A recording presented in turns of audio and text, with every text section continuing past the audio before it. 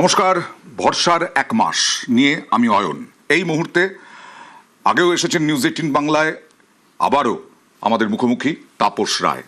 তাপসদা, যখন আমি ইন্টারভিউ নিচ্ছি আপনার, কিছুক্ষণ আগেই দেখলাম সিআইডির বিশাল বাহিনী সই জালিয়াতি কাণ্ডে মমতা বন্দ্যোপাধ্যায়ের একেবারে দুয়ারে। তদন্তের স্বার্থে তো যেতেই হবে। মমতা ব্যানার্জির দুয়ারে কেন, যে কোনো কারোরই দুয়ারে যেতে পারে। মমতা ব্যানার্জি কি আইনের ঊর্ধ্বে? তিনি তো আর আইনের ঊর্ধ্বে নন। তো সুতরাং যেতেই পারে এবং তল্লাশিতে বা ইনভেস্টিগেশনে সহযোগিতা করা উচিত। এখন সুভাষিস চক্রবর্তী ছিলেন, তাকে সিআইডি অফিসাররা বলছেন যে আপনি তো বাধা দিচ্ছেন, তল্লাশি করতে দিচ্ছেন না, চিঠি তো আগেই দেওয়া হয়েছে, কেন দিচ্ছেন না? এইটা কি কোনো একটা মানে মমতা বন্দ্যোপাধ্যায়, অভিষেক বন্দ্যোপাধ্যায়কে ভয়ে ভয়ে রাখার কৌশল কোনোভাবে?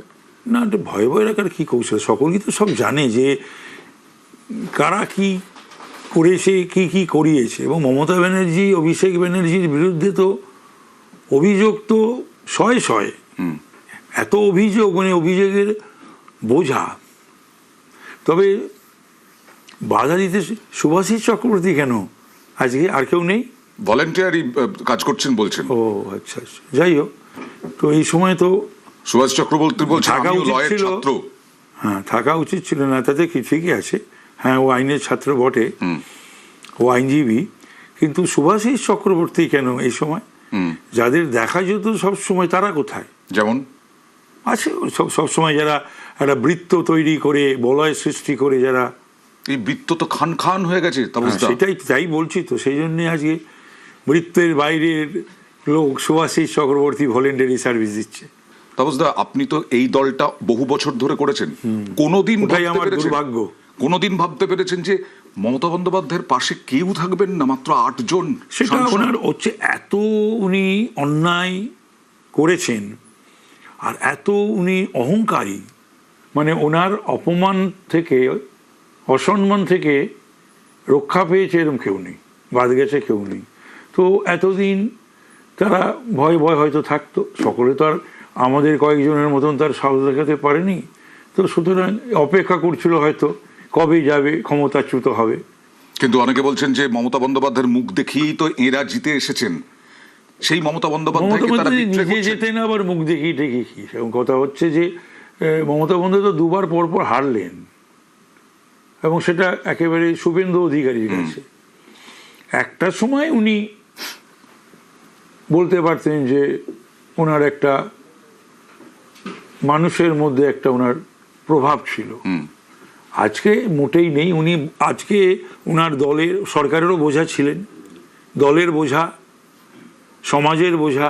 শাসক হিসেবে গত 15 বছরে মমতা বন্দ্যোপাধ্যায়ের দল, মমতা বন্দ্যোপাধ্যায়ের নেতৃত্বরা কি কাণ্ড ঘটিয়ে গেছে একের পর এক। এবং তার জন্যই তো জন্মালে মরতে হবে, গণতন্ত্রে জিতলে হারতে হবে। ক্ষমতায় যেমন নিয়েও আসে গণদেবতারা, জনগণ, জনতা জনার্দন, ঠিক আবার তারা ক্ষমতা থেকে তারা সরিয়েও দেয়। সেটাকে অ্যাকসেপ্ট করতে হয়, মেনে নিতে হয়। কিন্তু কখনো পশ্চিম বাংলার বুকে কেন, ভারতবর্ষের বুকেও এইভাবে আনসেরিমোনিয়াল ডিপারচার কারুর হয়নি, যেটা মমতা ব্যানার্জির হলো বা হচ্ছে।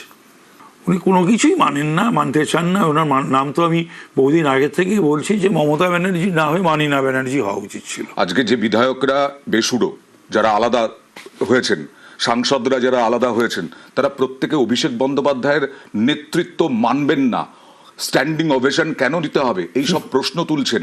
কিন্তু তাও মমতা বন্দ্যোপাধ্যায় অভিষেককে ছাড়ছেন না কেন? এইটা তো অপত্য স্নেহ, এবং এই অপত্য স্নেহের জন্যই তো বহু ক্ষতি, বহু দলে, সংসারে, বিশ্ব চরাচরের বিভিন্ন ক্ষেত্রে হয়ে গেছে এই অপত্য স্নেহের জন্য। ওটা অপত্য স্নেহ যে উনি প্রধানমন্ত্রী হবেন আর অভিষেককে মুখ্যমন্ত্রী করবেন। বিরোধী হিসেবে লড়াই করতে দেখেছে, ভরসা করেছিল মানুষ, 2011 ক্ষমতায় এনেছিল।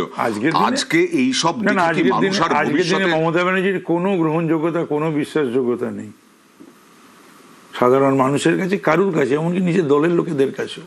কাউন্সিলর, পঞ্চায়েত সদস্য, একজন পঞ্চায়েত সদস্য তার আসলে রাজপ্রাসাদ উনি হতে পারে। যে কাজগুলো করেছেন আর করিয়েছেন মানুষ আশা করেন ওর থেকে। Unbecoming of A chief minister and unbecoming of Mamata Banerjee. এই জন্যে তো মমতা ব্যানার্জি মানে সিপিএমের হাত থেকে পরিত্রাণ পাওয়ার জন্য সকলে ধর্ম নির্বিশেষে যে ওনার পাশে সবাই র্যালি করেছিলেন, দাঁড়িয়েছিলেন, সেগুলো তো আর এই চাকরি বিক্রি করার জন্য নয়, আর সেগুলো এই দাওয়াতে ইসলামের জন্য নয়, হিন্দু গন্ধা ধর্ম শোনার জন্য নয়, আর এই শেখ শাহজাহান, শওকাত, জাহাঙ্গীরদের হাতে বাংলাটাকে তুলে দেওয়ার জন্য নয়, গণতন্ত্রের লুটের জন্য নাম নয়। বলছেন কি? অরূপ বিশ্বাসের টাওয়ার লোকেশন পাওয়া যাচ্ছে না, পুলিশ মনে করছে অরূপ বিশ্বাস হাওয়া। হ্যাঁ, হাওয়া তো হয়েছে, টাওয়ার লোকেশন পাচ্ছে না, যখন হাওয়া হয়েছে কেন হতে হচ্ছে? আমার কাছে প্রশ্ন হলো একজন মন্ত্রী যে বারচারেক বোধহয় এমএলএ ছিল, মন্ত্রী ছিল, তাকে পালাতে হচ্ছে কেন? ফেস করু। 2011 যখন এরা বিরাট পালাবদল 34 বছরের বাম সরকারকে হারিয়ে, সেই সময় একজন সিপিআইএম কর্মীকে ডিম খেতে হয়নি, চোর চোর স্লোগান শুনতে হয়নি। প্রয়াত বুদ্ধদেব ভট্টাচার্য অ্যাকসেপ্ট করেছিলেন, মেনে নিয়েছিলেন, এবং সিপিএম নেতৃত্ব শপথ অনুষ্ঠানে ছিলেন। উনি হারও মানবেন না, শপথ অনুষ্ঠানেও কেউ যাননি, ওনারা যাননি। তো এই সমস্ত একটা ব্যতিক্রমী মানে গণতান্ত্রিক বন্দোবস্তে ব্যবস্থায় রাজনীতিতে মমতা ব্যানার্জি একটা ব্যতিক্রমী চরিত্র। আর কি মনে হচ্ছে দলটা রাখতে পারবেন, প্রতীকটা রাখতে পারবেন?